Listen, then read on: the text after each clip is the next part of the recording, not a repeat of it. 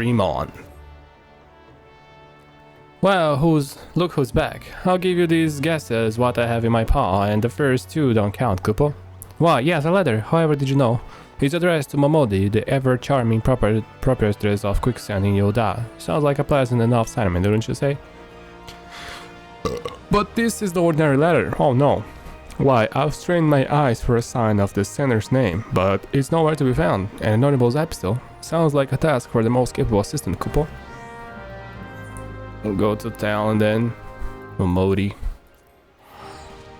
I miss Momodi. I want to see how she's doing. Well, if it is that real say, good to see you, adventurer, who checks in with the guild from time to time and if they're becoming well famous and like. What brings you to the Quicksand today?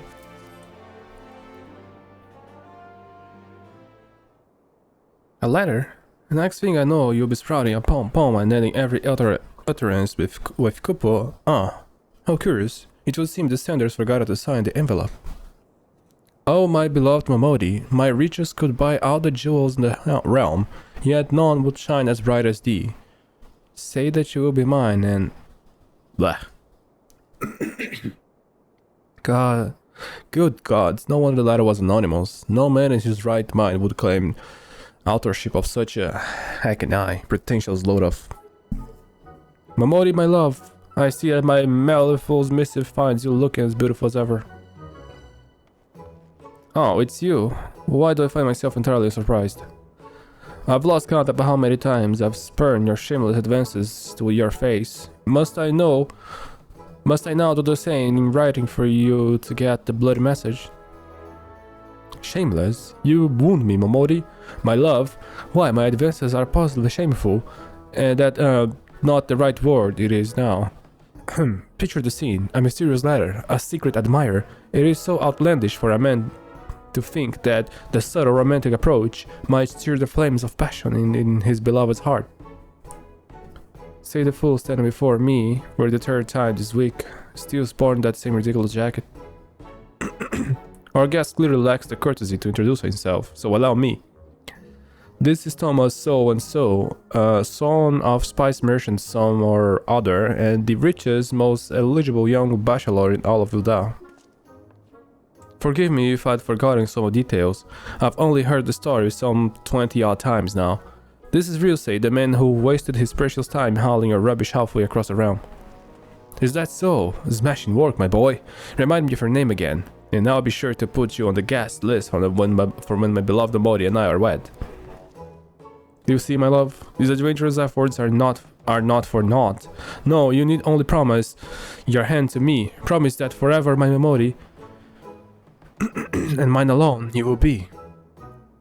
In person or in ink, my answer is the same. Come back when talent freezes over, so I can reject you again. Alas, and alack. But I should have known.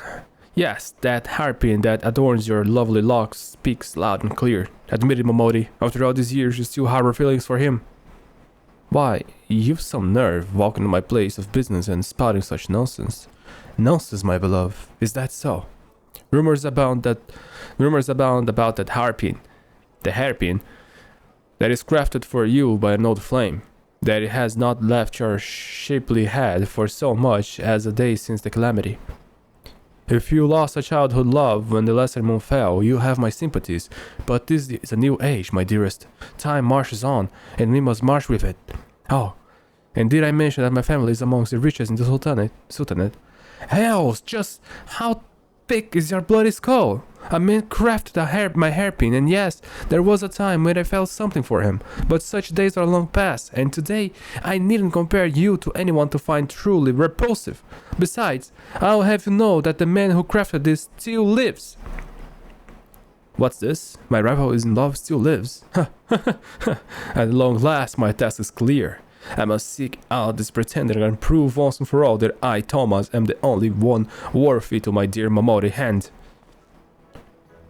Adventurer, I would request your aid. Together we will seek out this man, and you will serve as an impartial judge to determine who is the worthy partner for Miss Momodi, he or I. Rest assured that you will be suitably compensated for rendering the proper decision, and with that, let us begin our search at the Goldsmith Guild. I shall wait you there. Yeah, that guy is cracked in the skull. But I wanna see where this leads to, so I'm just gonna follow him. Sorry about that, Amori. I'm just very curious. No. Goldsmith Guild. So who's the one that made Momori that hairpin? Memedesu? What was that? Momori's hairpin, you say? Why, that was Momoroto's work. Momoroto, now there's a name I've not uttered in some time. Destined for greatness, that one was. Could have been the second coming, the Niel Fresne. Niel Fresne? Why, he'd been with us for a scant few years when commission came in from the Sultana herself. Slaved away at peace day and night, till one day when he rose from his workbench and walked away. Some say the pressure of expectations grew too great to bear, others that his heart was never in his craft to begin with. Still others said that it was a broken heart that drove him away. The guild lost a talented goldsmith and I lost a friend, but a man's life is to live. Last I heard, Momoroto was passing his days as a fisherman in the Crescent Cove. If he is fond of happiness, don't begrudge him his choice of one bit. Alright. It's in the horizon. I don't think it's anyone that I can remember, at least.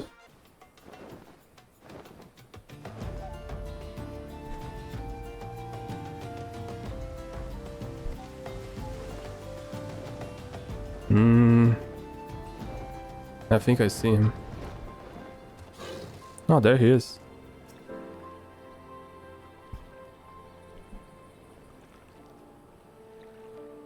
Not a bite.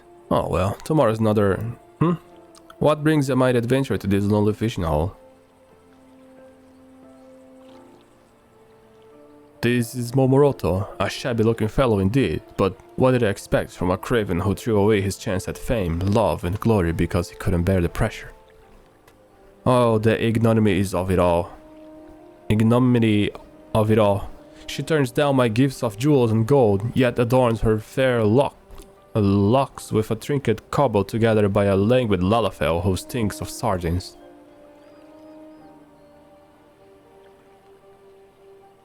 So what is actually wearing that old thing? You get no argument from me. I hardly deserve it. Not that I deserve her. Perhaps I once did. There was a time when I dreamed of being the greatest goldsmith in the realm. Even a time when such dreams seemed within reach. The young Momoroto may have been worthy of Momori's hand. But that dream mirrors no more. And you will not see me mourn his passing. Not all dreams are meant to be followed. Not all of us are destined to greatness. For greatness. Put a fishing pole in his hand and a creaky pier under his bottom, and old Momoroto is a happy man. Can you believe this? My travels have taken me to the far corners of the realm, and never have I seen a man so lacking in ambition, enthusiasm, or any even vaguely redeeming qualities. I would ask you to judge which of us is more worthy, but I think we can safely say that I am the victor by default. The quicksand adventure, my future bride awaits.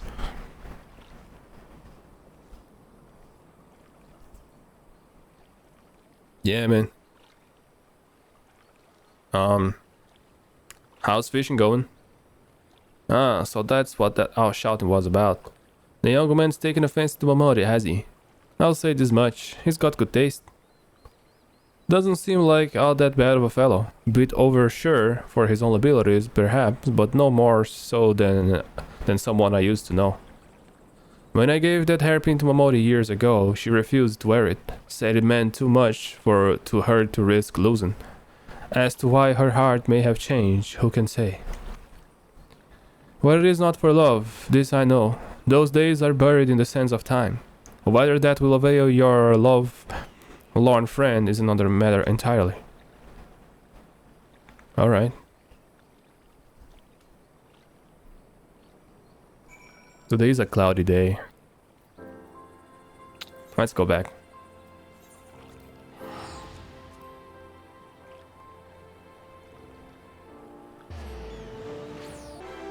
I wonder what happened with those two, because I can't really imagine what would drive him to go away and Momori to not like him but wear his hairpin? I'm not really sure. Maybe there is some miscommunication here happening. Huh, just between you and me, Ryusei, I was hoping you'd manage to lose him somewhere on the way.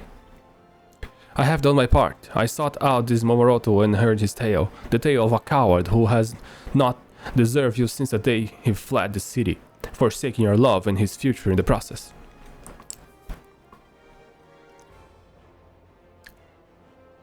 A worthy suitor stands before you, a man who promises you to do everything in his power to bring you happiness, and who has the courage to put such words in action. I implore you, my beloved, undo that hairpin, free your heart from that has-been, and give unto me your hand. Listen well, cause I'll repeat myself no more. I have no feelings for Momoroto, and sure as hell's none for you. This hairpin, it's a symbol of all those who would dare to dream, a symbol and a warning. Momoroto and I were old friends. He used to come by the shop where I work and regale me with the tales of all he hoped to achieve. He burned with passion in those eyes, like yourself, with less style and more substance. As a wide-eyed girl, I was drawn to dreamers. I urged him onto the very opportunity. When I heard he was making something for the Sultana, I near screamed. This is your chance, Momoroto. Craft that masterpiece I know you have in you, and you'll go down in history. You won't live and die a nobody. So I told him over and over, until he came no more. I went to the Goldsmiths Guild, only to hear that he resigned his position. 'Twas then I saw the error of my ways. All the time that I thought I was encouraging my friend, I was only peeling into a burden he never wanted to bear. And so you wear the hairpin out of pity for the man? No, not pity. At first, I felt so ashamed that I didn't think myself worthy of wearing it. Then the lesser moon came tumbling down and everything changed. At first, we thought we lost everything. Then slowly but surely, we began to pick up the pieces and dreams again. Seeing the proud faces of those who would rise the call and rebuild our realm, it rekindled the passion in my heart that I had felt in years. It was then that I finally discovered the dream of my own, to stand with those who would fight for their dreams, and to give them strength in any way I could. This is why I stand here today. And yet, I must never repeat the mistake of the past. Adventurer, artisan, or angler, one's true dream, one's true strength must come from within. This is what I learned from Momoroto, and this is why I treasure his memento to this very day. Oh, my beloved, could there be in this world a more sensitive soul? The 12 should be 13, for you, my dearest, are the goddess of dreams and compassion. Hitherto I knew only your physical beauty, but I have seen the true beauty of your heart and soul. I am lost without you, my beloved. Make my dream come true and promise to stay by my side forevermore. Have you not been listening a single word I said? I devoted my life to supporting adventurers and dream. Men like Ryusei here are too busy fighting for a realm to waste my bloody time. But, my beloved, our love too may yet save Eorzea from the shadows. Well, now those are the first interesting words I've heard come out of your mouth. Prove to me that they are more than just words, and maybe, just maybe, I'll consider. Does that mean, I have a chance? How merciful indeed is the goddess Momori. I will not fail, my love. Today I take my leave. When next I return, you will know the true breadth and scale of my dreams. And you, my good man, you have opened my eyes today, and for this you shall be rewarded. You have my word. You will be in front of a row. You will be in front for a row of festivities when my goddess and I are wed.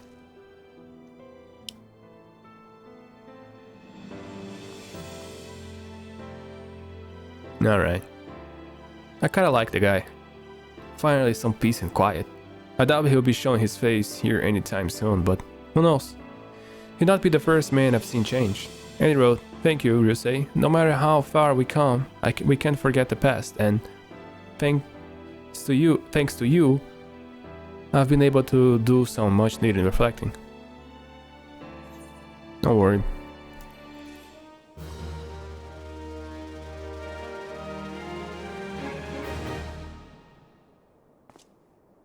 And carrier level 4. Yeah.